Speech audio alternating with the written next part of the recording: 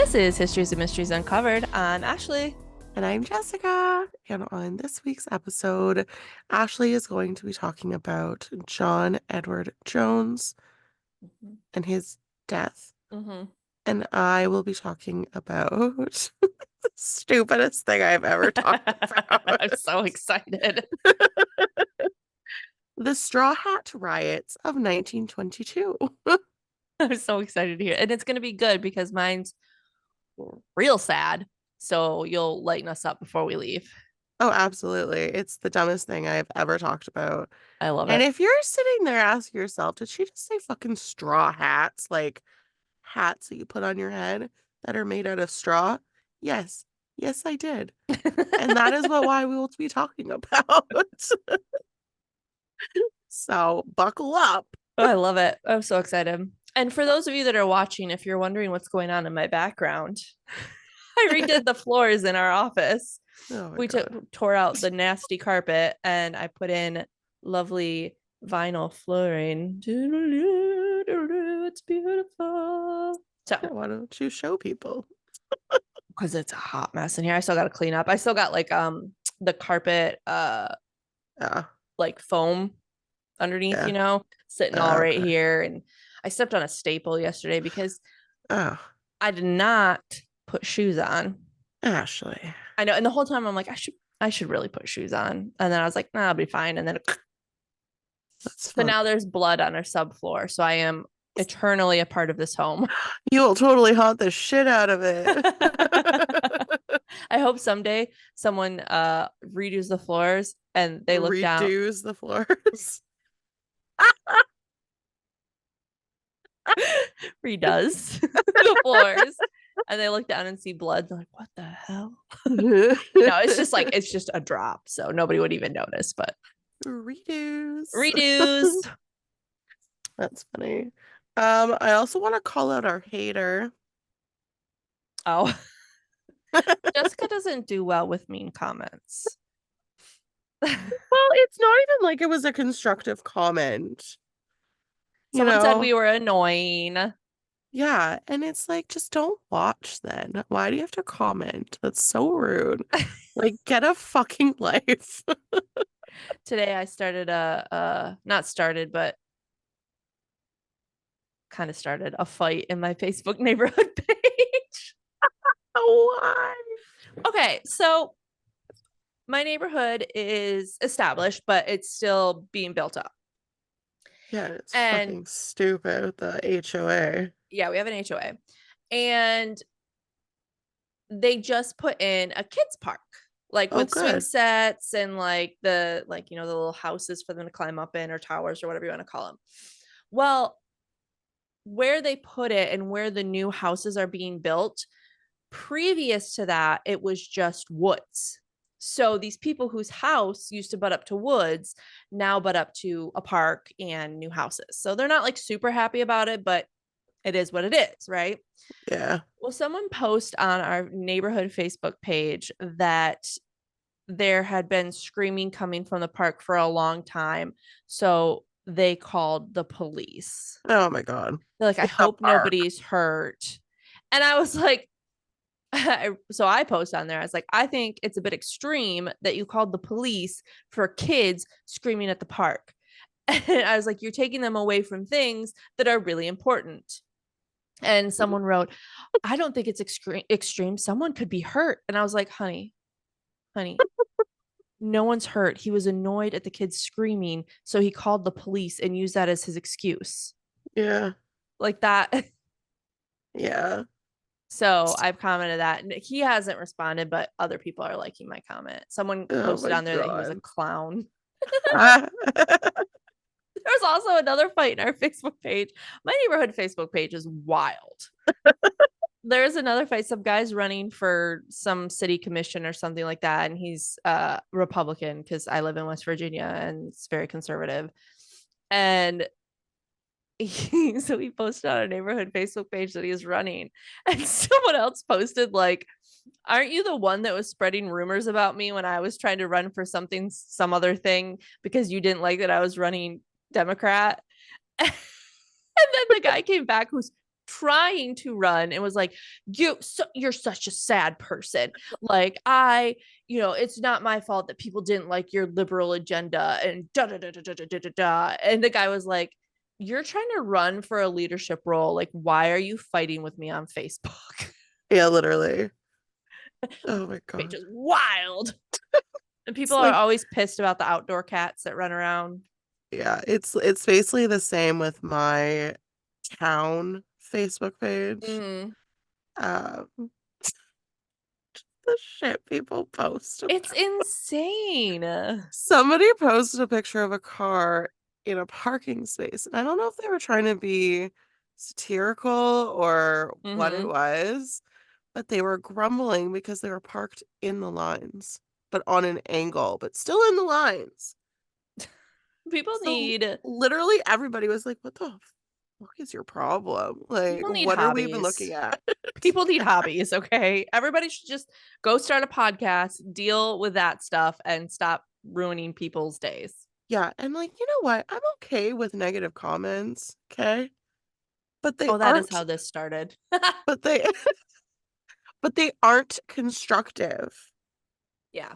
You know, though some people are, Haters gonna hate, as the iconic Taylor Swift says. And the haters gonna hate, hate, hate, hate, hate. And the players gonna play, play, play, play, play. I'm just gonna shake, shake, shake, shake, shake. Shake it up, shake it up. Oh, oh. Heartbreaker's gonna break, break, break. you know, I can take negative comments, but when it's not constructive, that's a problem. Yeah, I know, but there's so many internet trolls out there. I'm sure it won't be the last one we get. I get that, but if you're gonna tell me that something's wrong, Tell me tell me why. why. Yeah. Yeah, like don't just say Although it's wrong. I don't know how anyone could find us annoying because we are a god darn delight. Accurate. All right, anyway, I'm going to bring us down with my story. You suck. I got my sources from interestingengineering.com. All that's interesting. Deseret News. Were you waiting for me to cheer? Yes. I was. Whoop whoop. Deseret News, which by the way, I did not know because I was like, is Deseret a word? And I looked it up, and apparently it is what when the Mormons came to Utah, it was what they originally wanted to name Utah. Fun Oh, fact, Deseret. interesting. And the Salt Lake Tribune. John Edwards Jones was born on January 21st, 1983. And at the age of 26, he had everything going for him. He was married to his beautiful wife, Emily Jones Sanchez. He had a 13-month-old daughter. They were pregnant with their second, and he was attending med school.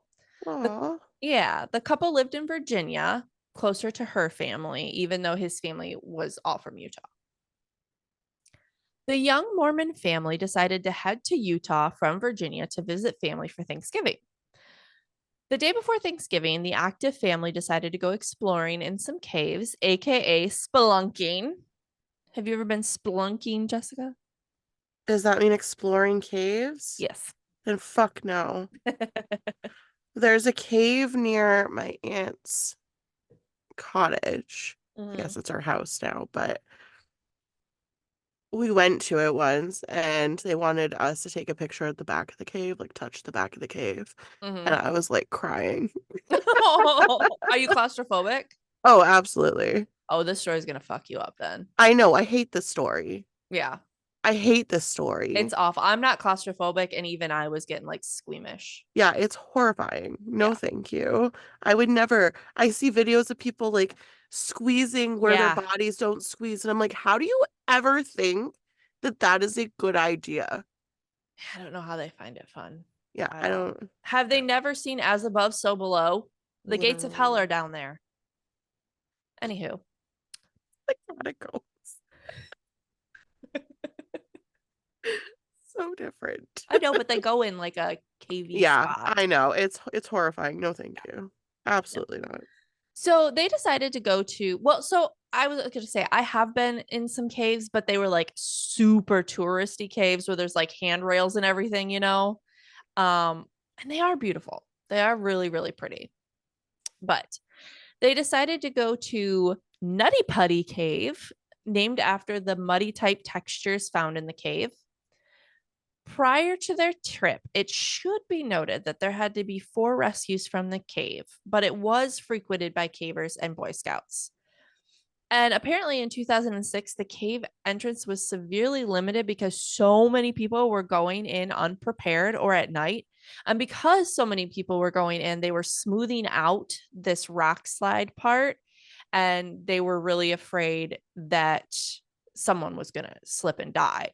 It was, the area was a 45-degree room, like degree as in like angle, not like temperature, called the Big Slide.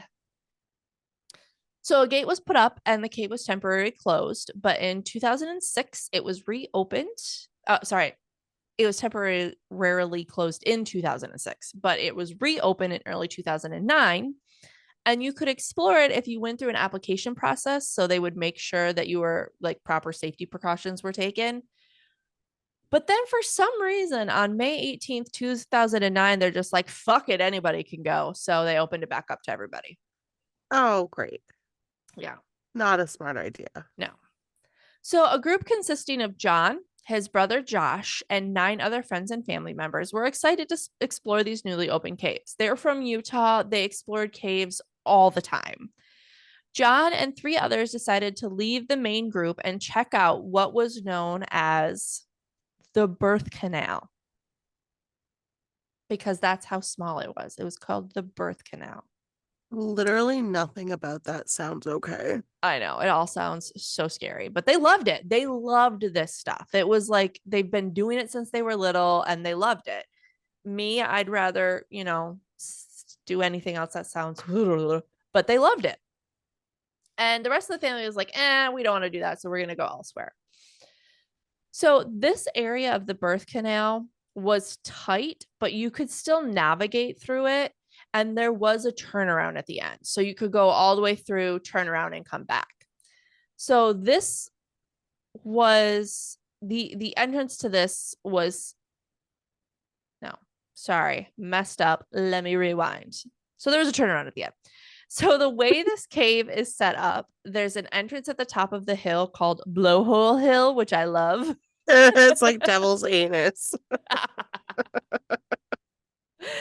The entrance is 6 feet wide and has a straight drop down 15 feet. Ugh, no thanks. Once you are down there, you can go one of 2 ways. You can go right or left. And right has that big slide. To the left is called the maze. So John and his brother began the descent into what they thought was the birth canal. John went forward, crawling on his belly, inching forward. So we're talking, I mean, he had to be on his belly to get through this. There was no crouching, there was no crawling. He was on his belly, scraping forward. By the time mind you, John was 6 feet tall and 200 pounds. So he was thin, but he was really tall. And by the time he realized that he hadn't found the birth canal and was actually in an area of the cave that was uncharted, he could not turn around. There was no room to do so. He couldn't even wiggle out backwards. Like it was so tight. Why would you do that? So his only choice was to push forward into the unknown. He tried to exhale the air in his lungs to make himself smaller. So like this is how tight we're tight. He's like trying to just to get smaller to fit through the tunnel, which was 10 inches across and 18 inches high, or 25 centimeters by 45 centimeters. That means nothing to me. Other than it was small, I'm assuming. You not know centimeters? You guys, I put that in there specifically for you. I don't do measurements.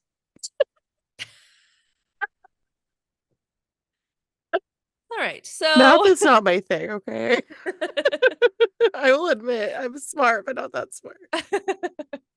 so it's very small. They said it's about the size of like the opening of a washing machine or like a dryer. Okay, see, that helps me. Okay. Thank you, because You're I was welcome. expecting something smaller. Okay. Yeah. So he exhaled to try and create more space, but when he inhaled, he obviously his chest expanded and he got wedged in. He was stuck between the ceiling of the cave and the floor. And the worst part is that he basically got stuck on a slide, so he was upside down. John's brother Josh eventually found John and realized that he was stuck. He tried to pull on his legs, but it didn't work. There was really nowhere to pull him. So I was trying to figure out a way to describe this in a audio medium for people to understand. He was basically Audio. like upside down, That's right? not the word I wanted, but yeah. So he's upside down, but he is. So if you picture yourself crawling on your stomach and then you like go down a slide face first, right? So his face is facing the way he came. So his calves are facing the opposite direction. Does that make sense? No. Yeah, it's hard to explain. So Why is his face a different, like the opposite direction? because your calves are behind your face. No, but why? Like, did he go in backwards? I missed that. No, he went in, so he's crawling on his belly and he falls. So So then picture yourself how? like this. But you said his head was facing the way he came. Yeah. Because say this is his face, he went like this. So his face is over here the way he came. Oh, because when you say that to me, it means that he's facing the direction he came from. He is. Not, no, because his feet are behind him. You said he didn't go in backwards. He didn't. So how? Okay. Oh, I have Wally. I'm so confused. Here's Wally. Okay. Okay. And if this is the slide. So he goes in like this. So Uh-huh. he's like this. So his face is facing down, not behind him. Well, it's facing down, but like it's facing the way he came from. You know what I'm saying? So he came from like here. So his face is facing that way, but his calves are facing this way. Huh. Yeah. Okay. No, that was a really bad explanation. Well, you can see it now. You see Wally. No, I don't. I don't get it. Like his feet are like flipped No, backwards. they're straight. Everyone, I'm going to pause and explain it to Jessica. I'll be right back. Okay, so after much yelling, I get what Jessica's saying now. So he is pointed down. His face is against rock, right? Yeah. So, and then it's important to know that his legs, though, like his legs are in a way where it couldn't. His legs couldn't. His knees didn't bend back, right? Okay. So like his knees would have bent the opposite way that he came. Does that make Yeah. sense? Sure. Okay. Anywho, so Lots of yelling, people. um, so they didn't have a way. His brother Josh didn't have a way to pull him up because his legs couldn't bend the way it needed to. He would have had to pull him up to his hips so that his hips could drop down and then he could reverse back through the tunnel, if that makes sense. Sure. Okay. Um, Either way, he was stuck and there was no way that they could get him out. yes. And there's a further problem is that the area that they were in, the top of the cave is really close to them. So for them to even be able to pull him up that far, they couldn't pull him up that far. His feet hit the top of the cave Yeah. and they couldn't bend back in because they were the opposite way. So as his brother was trying to pull him up, he slipped down even further, becoming more Uh, wedged, with one arm pinned under his chest and the other arm pinned like backwards. So he oh, would have been like for our YouTube listeners like this. Oh, that's horrifying. Yeah, Because then you can't move at all now. exactly. He's completely pinned down. His brother and he prayed for God because, they were Mormons. So they said a prayer, and eventually Josh started to go to the exit to get help because he knew he could not help his brother. When he came out of the cave, the rest of the group was there waiting for them. He told them that he was going to call for help and asked their friend Joey Stocking, who was smaller than them, to go in and keep John company. Joey said, "So I crawled in above John. It was a very tight spot, and I would often panic because it was difficult to move. And John and I tried several things to move him up. I did the best I could to keep him in good spirits by giving him little goals to reach." Mike, John's other brother, was outside of the tight spot talking to me, which I much appreciated because it helped keep my spirits up. But after an hour, I was becoming tired and scraped up and started to get psychologically messed up. I crawled out and Josh crawled in to see what he could do. A call went out. Apparently, there's a Utah cave rescuers group. So a call went out for them, and they specifically requested small cave rescuers because this was such a tight space. And one of the people who came out was Susie Matola, who was only 5'3", so it's just a little thing. And she was able to go in. They tied a rope around her feet in case she got stuck, and off she went. It took her 20 minutes to get to John, and she said that even with as small as she was, she couldn't fully extend her arms and legs. At this point, John had been stuck upside down for more than 3 hours. Oh, the worst. Susie tied a rope around his legs that led to the rescuers on the other side of the cave, but the rope was not enough to budge him. She tried to get him into different positions and even tried to cut his jeans off, hoping that even, like a millimeter of extra space would help. But all of it was to no avail. She was trying to keep his spirits up and told him he'd have a great story to tell his wife when he got out. And even went as far to ask, if he wanted to get some pancakes when they got out, just like trying to keep him thinking of, fun, nice things. When she ran out of things to talk about, she started humming some Mormon hymns for him. She also tried to get him some water. She handed the water to his arm that was pinned behind him and hoped that he could maybe squeeze some water down his arm and hopefully someone get into his mouth. So, as I'm sure we all know, the body is not built to be upside down for long. No. It needs to constantly pump blood out of the brain when it's upside down, which is really hard for it because it's not built for that. On top of that, your organs start to succumb to gravity and push down, squishing your lungs, making it really hard to breathe. Most people, if they die from being upside down, it's from asphyxiation. Yeah. So Susie tried for 2 hours to get him out, but finally she left to let another rescuer try to get him. The rescue team decided to try a pulley system to see if that could pull him out because prior to him getting stuck, a teenager got stuck and they used a pulley system to get him out. So they decided to anchor the pulley at different spots on the tunnel walls, but each trip to the tunnel to pass a piece of gear took almost an hour. So the hours were passing, and at the time, it was believed that the human could only stay alive for about 8 to 10 hours upside down. Wow. So rescuers were pressed for time and trying to think of anything they could. They even ordered 6 gallons of vegetable oil, thinking maybe they could slide him out, but nothing was working. So the other issue they were running into is that the bigger equipment couldn't fit near the spot that John was at because it was so small, but the smaller equipment was really slow. Like it took a long time to drill into the walls with the smaller equipment.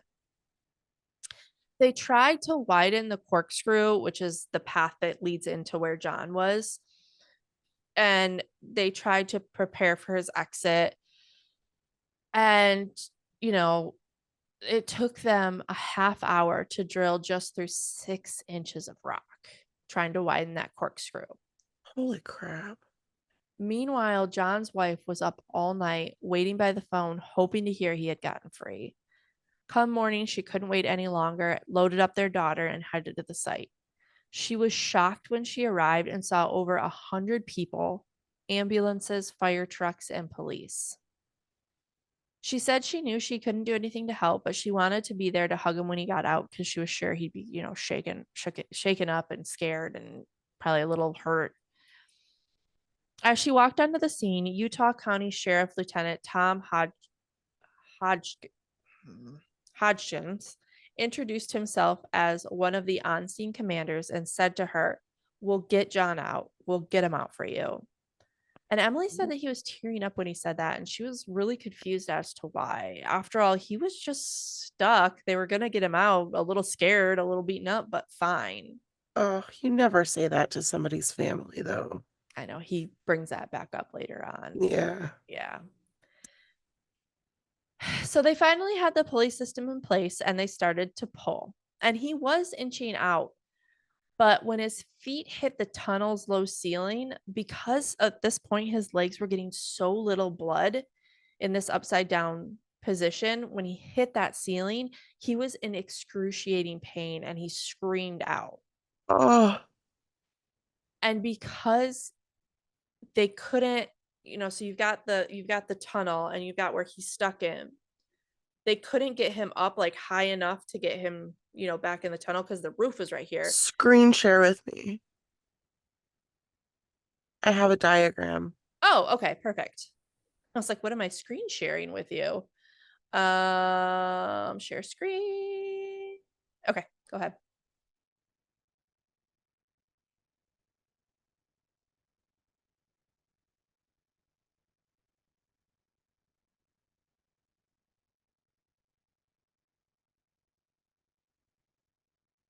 Yeah, perfect. Exactly. So you can see where he's coming down. Here's his rescuer. His, toes are facing the direction of the rescuer. And so he's trapped like that. So when they pull him up, his feet was hitting this top. And basically what they figured out is they're probably going to have to break his legs so that they can angle them to get them out. Because, his knees couldn't bend that way. You're muted. Which is so weird to me because he got in there. Why can't he get out? It's so, that Yeah, well, I idea think is always so weird to me. Well, I think because one, he was wedged in, right? He was stuck. And two, Yeah. it's gravity's pulling him down. So he'd have to like push himself back. And he didn't really have Yeah. any way to do that. Yeah, that's fair. So, It's so terrifying. oh. And so they thought, we're going to have to break his legs. But the issue in doing that is that he was already so weakened from being upside down that long that they were afraid if they broke his legs, it would put him into shock and kill him. Yeah. So the pulleys were already slipping from their place. And John had now been upside down for 12 hours, longer than Oh thought possible. no. Yeah. Ryan Shirts was then sent in. He was 6'1", but they said he was whip thin and very flexible. So he was able to get through there.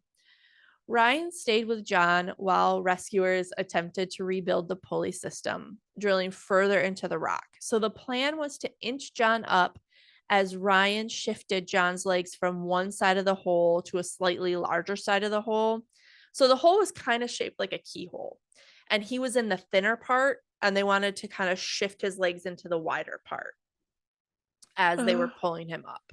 I was just thinking about it. You know how you were saying that when his feet touched, it sent like Mm-hmm. extreme pain through him. Mm-hmm. It's kind of like when you sit on the toilet for too long and your Yeah. leg goes to sleep, like your foot goes to sleep. Yeah. Like, like you're doing that for 12 hours. Yeah. That's Exactly. horrible. Like horrible. Yeah. I Yeah. could not imagine. I I I know. hate this story. It's awful. So The idea was that they were going to move his feet over and then just pull as hard as they could. And then they had some intravenous medicine to give him as soon as he was free because they knew he needed it. This needed to happen fast and it needed to happen now. John was already starting to lose touch with reality. When Ryan arrived, John said, "Help me get out. I don't want to be on my head." And Ryan said, "Why are you on your head?" And John said, "Why did you guys put me here?" So like he did not understand at this point. He was coming in and out of lucidity. Imagine though, like being with him and that's happening and you're experiencing that. Yeah, I talk a little bit about that at the end too, kind of how it affected these rescuers. Ryan had also brought a pouch with Gatorade in it and it had a tube. So he was able to like squeeze the tube down to Ryan, or I mean to John to get some Gatorade, Gatorade. You And then cannot talk today. I know I'm having issues. And then he gave John's leg a little rub just so John knew he wasn't alone. Ryan also was Mormon, so he was able to talk to John about their faiths while waiting for them to reconstruct the pulley system. John had said to Ryan, "I'm sorry I'm so fat. It would be so much easier for you guys to get me out here if I wasn't so fat." And Ryan laughed and said, "Well, when we get you out of here, I'll be your workout buddy." He's so thin. I know. I know. He was I think he was trying to like make a joke. Um, and Ryan said that John would rotate between calm conversation and then thrashing his legs in sheer panic. Oh, I know. that's so sad. I know. It helped to calm John down when Ryan would ask about his family. Their new baby was due on John's birthday. Oh, no, I'm sorry. Their new baby was due on what was Ryan's birthday. So John was like, "Oh, yeah, the baby's due this date." And Ryan's like, "Hey, that's my birthday."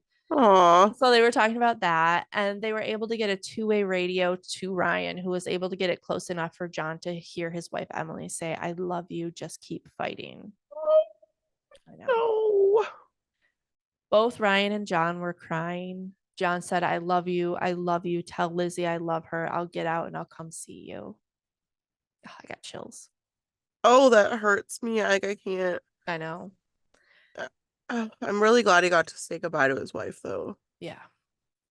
Finally, the pulley system was complete and they were ready to go, but John had been upside down for 19 hours. Oh my God.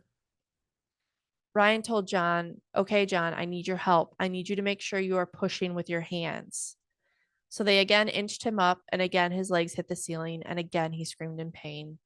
Ryan told them to lower him back down, give him a bit of a rest. Then they lifted him up a third time. Ryan stuck his head in the crack and said, "John, up at me. How are you doing?" It was the first face John had seen in 19 hours. He said, "It sucks. I'm upside down. I can't believe I'm upside down." But he smiled and he said, "My legs are killing me." Ryan said John's face was muddy and his eyes were red from crying, but he wasn't bleeding anywhere and his eyes were a bright, vibrant brown. He said for everything that had happened, he looked fine. They let him back down again to rest. And then after about 20 minutes, Ryan yelled, "Haul!"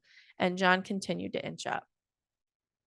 Then suddenly, Ryan woke up and there was blood everywhere. What?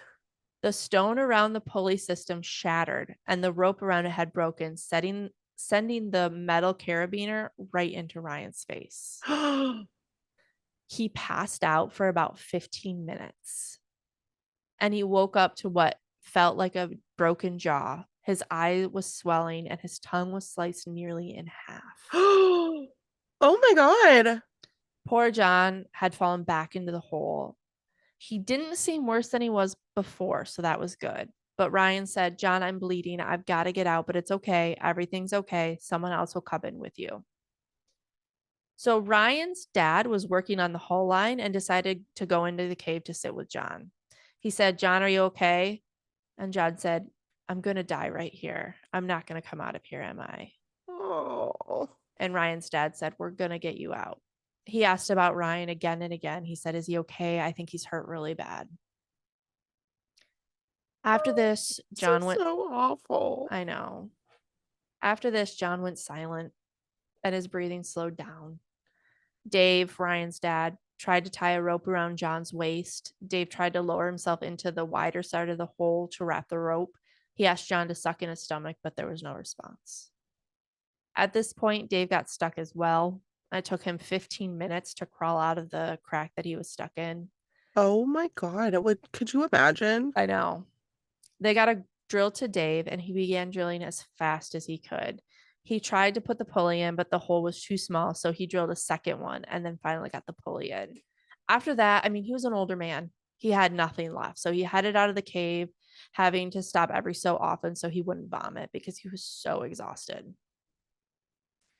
When he got out of the cave, he pulled Tom, the sheriff, the command on scene commander, to the side and said, "He's dying right now. He has a heartbeat, but he's had difficulty breathing before I got there. You can't get someone down there before he dies." It's just awful. I know. Another member of the Utah Cave Rescue, Brandon Koalis, arrived and brought a radio into the tunnel so Emily could talk to John. She said to John, "I know you've been pushing hard for so long. Why don't you rest for a minute and take a break and then you can push again?" But John didn't respond. At this point, they said, I, I think Emily was still kind of in denial about how bad it was because she said in an interview that when she told him he could rest for a minute and take a break, she was like really happy that she was able to tell him that because she said, he was probably so scared and trying so hard and was so tired. And I gave him permission to like rest a little bit. So I don't think she had quite realized the That severity of the he situation. had potentially already gone by that Yeah. point. Yeah. Yeah. Brandon said that John was taking slow, wet sounding breaths and then they just stopped. At 11:56 p.m. on November 25th, a paramedic went into the cave and pronounced John dead. His wife, Emily, couldn't understand how they could do that because they hadn't found a pulse on his legs for hours. And she was so afraid that they were wrong. And if they all left, he would wake up and no one would be there. But Brandon said that he heard John die. He hadn't moved, breathed, or spoken in hours. Emily was finally convinced to get in the car and drive home with her family. The next day, Thanksgiving morning, Tom, the on scene commander, had to call John's family and let them know that they wouldn't be able to get his body out. God. It was difficult to get him out alive and nearly impossible to do that now that he was gone. They needed him to be able to push himself up and twist through the corkscrew rock formation that led out of the tunnel. Plus, it was dangerous for the rescuers to go down there. So the family agreed they would seal the cave entrance with concrete and would stand as a memorial to John. Emily said, "John loves the outdoors. He loves Utah. He loves wide open space. It's so fitting that it's his spot now." Several rescuers showed up to John's funeral, Ryan included. He had been bruised and needed stitches on his tongue, and his upper lip had swelled so much that it drooped down over his chin. He said that it's still painful to talk about John, and he thinks that had John lived, they would have been really close friends. Oh. 137 rescuers had showed up to help that day, but only 6 were able to get into that cave. Susie, that first one that had gone in to help him, also had a really hard time with this rescue and John's death. And one day, John's brother Josh called her, just wanting to know everything that John said to her and everything that happened while she was down there. They bonded in their grief and they're now close friends. Oh. Whenever Josh gets a group together to go camping or kayaking or like anything outdoors, he always invites Susie. On June 15th, Emily gave birth to her and John's second son, and she named him John after his dad. She began to get into photography and art, and she decided that she wouldn't remarry. But she said when her son John was about a year old, she noticed he would cling to any man that spent time with them. And she felt bad. So at one point, her younger brother, who was at school in BYU, said that he found the perfect guy for her, his roommate, Donovan Sanchez. Oh. And he was right. And the couple married on August 2012. And this next part is going to make you cry. I've been crying. Before proposing, Donovan called and asked Emily's father for permission. Anne called John's father and asked for his permission. Stop it. And at the wedding, her father performed the ceremony and John's dad walked her down the aisle. Stop it. The couple welcomed their son Emerson in December of 2013, and she still is in frequent contact with John's family. Stop it. I know. I told you my story was sad and would bring everybody down. I have to tell a story. How am I supposed to do that? It's so sad. So now there's like, they put concrete at the entrance of the cave. And I read in one spot, but I didn't read it anywhere else. So I don't know how true it is, but that they used explosives too to kind of like, make the cave unpassable. And now there's a plaque outside with it drilled into the concrete of his like a memorial for him. Yeah. Oh, That was a sad one. I you didn't literally suck. I know. I started because I saw a TikTok on it. And the TikTok was very matter of fact, they didn't talk about his wife or his children at all. It was very much like this is what his organs were doing, this is what happened. And so like it was sad, but it was like, I want to tell this story. And then I got more into his family and stuff, and I was like, oh my god, this is so sad. So Oh, now, can you lighten the mood with your straw hat riot? gladly if I can stop fucking crying out of my eyeballs.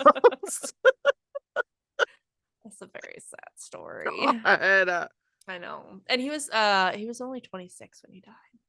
it's horrible. I know. I will. I'm going to try. I'm gonna try. So I got my sources from uniquemillinary.com, Ooh. the retroblissmedium.com, and Amusing Planet, and some other places. So this is wild. And some other places. What do you want from me? I forget to put them down. So, in addition, so stupid.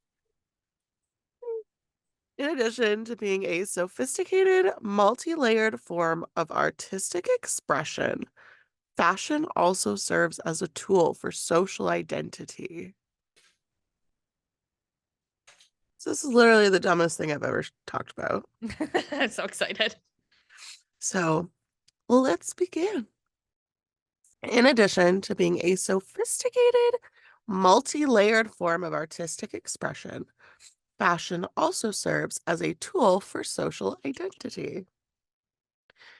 This story will make you laugh, especially if you find the fashion codes confusing and peculiar.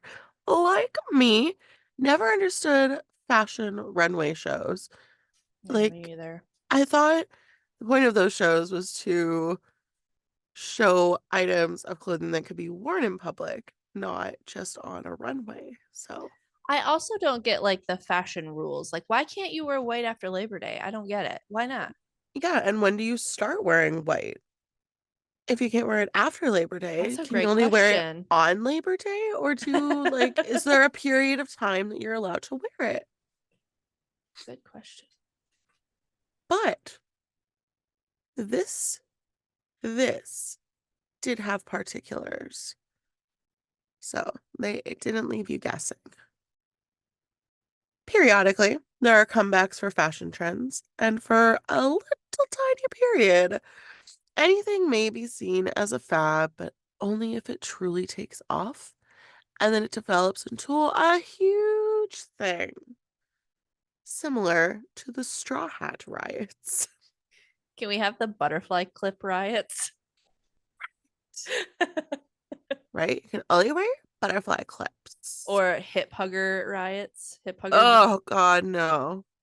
Do not bring those back. they're coming back. I hate it. It's I hate it. awful. I'm getting really into the high waist, and now you're bringing back hip huggers. Get out. Right? Like, get away from me.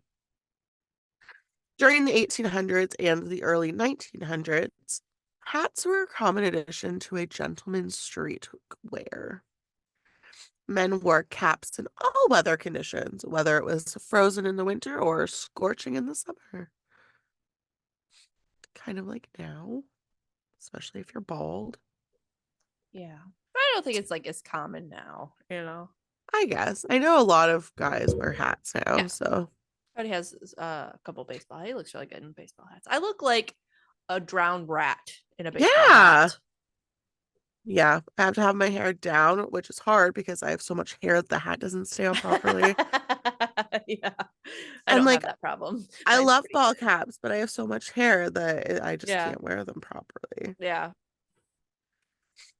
But it was uncomfortable for men to wear hats in the summertime because they're just prissy little things. So they decided that they were going to start donning breathable, if that didn't come out properly, straw hats in the summertime. And this began in the 1900s. At first, these hats were exclusively worn for athletic activities like boating. But over time, this summertime headgear became fashionable enough to go with any outfit, and even professionals started wearing them to work. Whoa, buddy. And if you're like me, you're thinking straw hats like honky dory, Yeah. like the wide brimmed. Yeah. No, Yeah. it's like the nice. They almost look like fedoras, but they don't have Oh, the line in the middle. okay. Just like the Yeah. cap with the brim. Oh, you know what? I think I'm picturing it now. Yeah. Like, Yeah, I feel like it's very like New Orleans-esque. yeah, Yeah. yeah, Okay. I'm yeah, picturing that then. Yep. Okay. yeah. Those are cute. I like those. Those are nice. I like Yeah. them. So these hats used to be a way bigger deal than they are now, obviously. And this is an excerpt from the New York Times article. Okay, are you ready for this? So ready. Gangs of young hoodlums ran Those young hoodlums. ran riot in various parts of the city last night, smashing unreasonable straw hats and trampling them in the street. In some cases, mobs of hundreds of boys and young men terrorized whole blocks. I'm so excited to hear why. These hoodlums were actually offended and angry that somebody was wearing a hat out of season. What? That's exactly what I wrote. Literally in all caps. What? And they say our generation is easily offended. And like the weirdest things that we riot over. At least we've never rioted over straw hats being worn at the wrong time. Oh my gosh. This is so funny. Between the end of the 19th and the beginning of the 20th century, men in the populace followed this strict tradition. The main focus was on dressing according to the season. During the summer, straw hats were both stylish and practical since they provided sun protection. However, it was practically a fashion requirement to transition to heavier felt hats by September 15.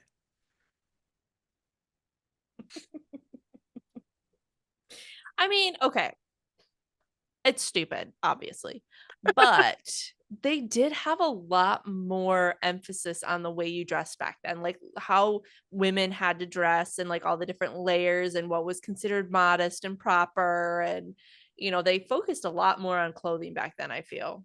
Yeah, absolutely. But come on. I mean, not to September, riot over it, but. well, it's just the weirdest thing ever. And how did they pick September 15th? I Did they just like randomly like this looks like a good day, or is that the start of summer? I mean, fall. I think I get into it. Okay. Yeah, I think I get into it.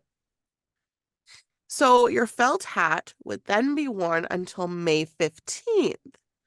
In the Mhm. same token, it would be acceptable for you to transition to a straw hat after May 15th. Yes, yes, of course. And then the deadline again for taking off your straw hat and putting on your felt hat is September 15th. Mm-hmm. So if you didn't follow those very strict, easygoing deadlines, then you would face dire consequences. Shoot him in the streets, Uh, basically. do you read this story? Oh no. No, I'm just kidding. By doing this, you're basically inviting yourself to a minor physical altercation or, at the absolute least, harassment from the hoodlums. Them youths. Yeah, who took this very seriously. Newspapers began warning readers about the practice as September 15th drew near because it had become such an annoyance. Oh my God.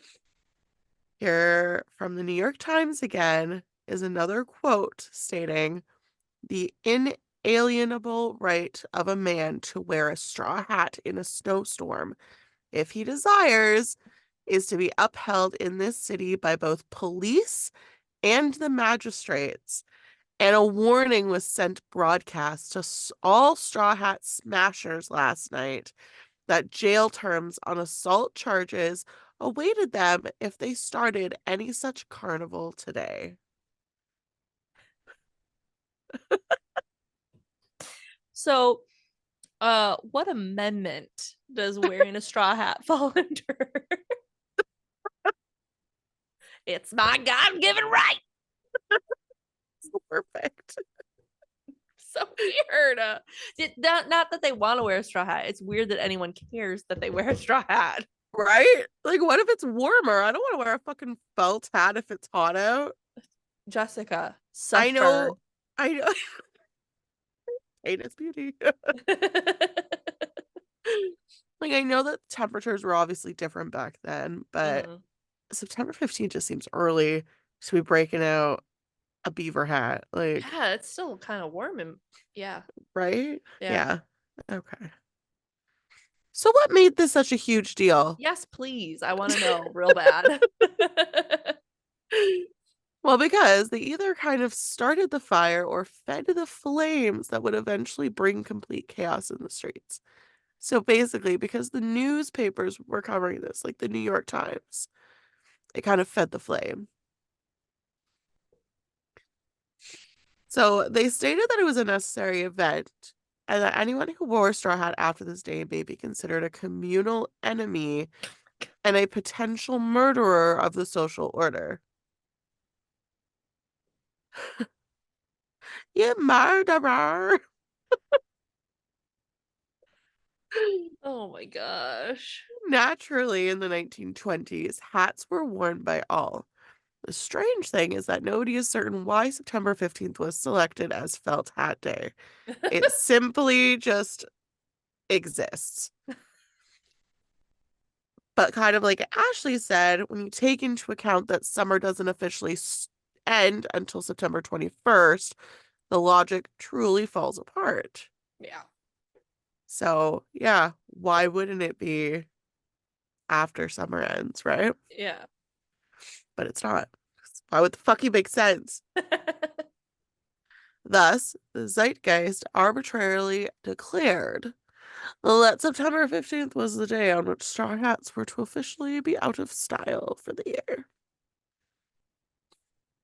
So, while some of the garments that some of these luxury fashion companies provide nowadays are kind of odd and silly looking, the concept of fashion curation is a hierarchical aesthetic. To be completely honest, they are neither comfy nor functional, and everything has a certain stuffiness to it, as if being stylish meant sacrificing some form of comfort in favor of a little discomfort. It was disrespectful for this whole arrangement to wear a straw hat past the point of no return. So, So for the riot, they were just taking to the streets and stomping straw hats. Yeah. That'll show Yeah. It's so funny when I start to explain what was happening, them. like specifics. People assume you're naive or kind of dumb if you're still wearing your straw hat when autumn arrives. And this was taken so seriously in US cities that the authorities had to step in. Yeah. Pittsburgh Press article noted in 1910 that the police were protecting straw-lidded pedestrians. They went on to say, it is all right for stockbrokers on the exchanges to destroy one another's hats if they like, on the principle that everything goes among friends. But no man likes to have his hat snatched from his head by somebody he has not yet been introduced to. And if the informality should become general, there will sure to be a number of obstinate gentlemen, most likely with English blood in their veins, who will coolly proceed to treat the fun-making as a physical assault and defend themselves in a manner which will spoil the fun for all concerned. I know that if you take the hat off of my head, it's basically the same as stabbing me in the face. People were using wooden bats with spikes on them. Oh my God. They would literally run by, snatch a hat with this like wooden metal spiked shit, What if they missed and hit him in the head? right? Yeah, they would just like stomp the hat into the ground. This is so ridiculous, but also I would never wear a straw hat. Yeah, yeah. The article warned the best time to prevent such an outcome is now, before it happens.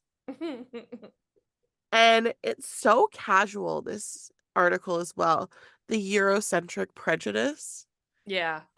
because it's the suggestion that while Irish people will put up with this, you should be aware of the English since you never know what kind of people they can be, Yeah.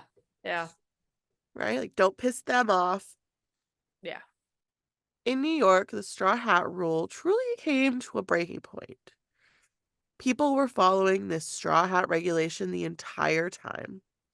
Furthermore, it had grown so commonplace that it was assumed that wearing a straw hat on Felt Hat Day would not last long until a child snatched it off, stomped it on it in front of you, and made off with it. I wonder why this made the kids so mad. Why the youths get so mad? The hoodlums, because they need to fight for something, god damn it. It took a minute to reach critical mass, and it took around 12 years for this type of lighthearted hat flipping to escalate into a full-fledged riot. 2 days before the straw hat prohibition was set to take effect on September 13th, 1922, gunmen jumped the gun.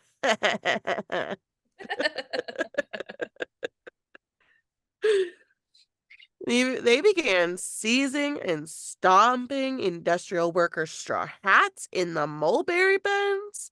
How dare they? And for those of you that don't know, that is a neighborhood of Manhattan. I did not know. What is the neighborhood of Manhattan? Mulberry bins. Oh. Yeah. I thought you said mulberry bins, like they were taking the hats and putting them in mulberry bins. No. Oh, Bends, like got it. I got it. Bends. Subsequently, their group attempted to pull out the same stunt on several dock workers. However, dock workers, such as the Wu-Tang Clan, are not to be trifled with. I was gonna say there's some tough motherfuckers there. Yeah, so obviously, a fight went down. It actually happened on the Manhattan Bridge of all places, and it was so bad that police had to make arrests. People are requesting a stop to the violence and for civility. They fail in this endeavor because the rioting carried over into the following day and the day after that. Oh my God. They relocated to the Upper West Side from the East Side, and mobs of hundreds of boys and young men terrorized entire neighborhoods. With, and then, like I said, with actual nails on the end of their sticks, they prowled the streets. These thugs were initially Hoodlums. fined $5, which is like $86 today. Okay. But to them, that was quite a bit, I guess. Yeah. Given that this is an instance of attack and destruction of private property, that amount would have not have been considered little in those Okay. days. Gotcha. Okay. The problem is that many of these males were minors and were not arrested because they were too young. But so embarrassing. I get secondhand embarrassment from this. So, because the police couldn't arrest these children, Hmm. they devised another strategy for getting them disciplined, Oh God. which would not be able to happen today. But these children, these hoodlums, received a whipping and a spanking. Oh my God. In rare cases, during the height of the riots in New York, the police would catch these children and invite their fathers to come to the station so that they could spank them instead. Oh my God. And these kids were like 14, 15 years old, Oh my God. and they were getting spanked in public. Oh no. Yeah, like people would have gathered to watch. Oh my God. And it's challenging to like come back from that. I I bet. feel like embarrassed my whole life.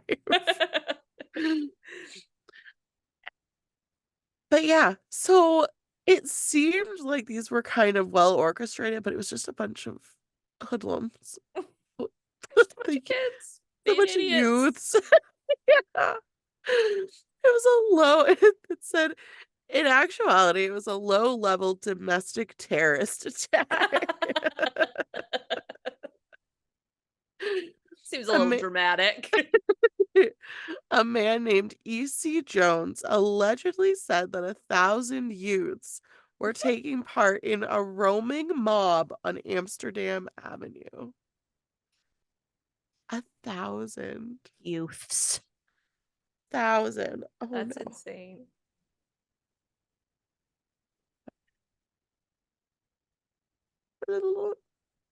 These children kicked and battered a 25-year-old guy named Harry Gerber Oh my God. so severely that he had to be taken to the hospital. Oh my gosh. Yeah. Additionally harmed were police officers, of course.